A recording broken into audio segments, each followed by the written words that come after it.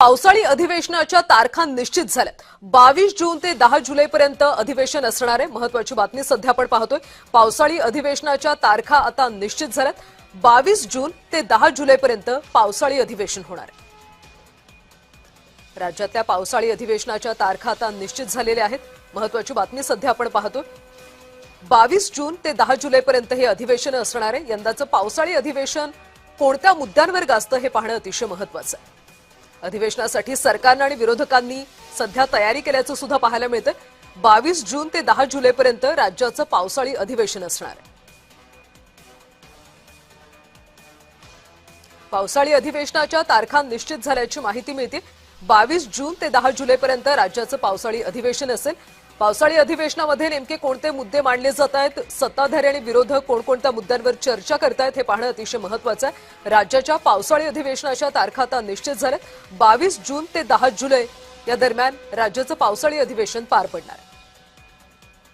आणि या सगळ्या संदर्भात आपण अधिकची माहिती घेऊयात। आमच्या प्रतिनिधी ज्योत्स्ना गंगणे सध्या आपल्यासोबत जोडल्या गेलेत। ज्योत्स्ना, राज्याच्या पावसाळी अधिवेशनाच्या तारखा निश्चित झाल्यात। यंदाचं पावसाळी अधिवेशन कसं होईल, काय अधिकचे तपशील मिळतात?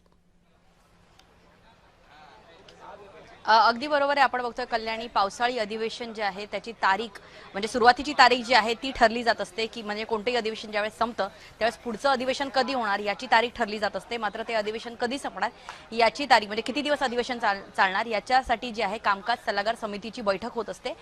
विधान भवनामध्ये असलेले अधिकारी त्याचबरोबर सर्व पक्षीय नेत्यांची बैठक होत असते आणि या बैठकीमध्ये असा निर्णय घेण्यात आलेला आहे की कामकाज सल्लागार समितीच्या बैठकींमध्ये जो निर्णय झाला की 22 जून पासून ते 10 जुलैपर्यंत याच विधान भवनामध्ये जे आहे ते महाराष्ट्र राज्याचं पावसाळी अधिवेशन जे आहे ते सुरू राहणार आहे। सर्वात महत्त्वाचं म्हणजे अधिवेशन जे आहे त्याच्यामध्ये अनेक महत्त्वाचे मुद्दे जे आहेत ते मांडले जात असतात।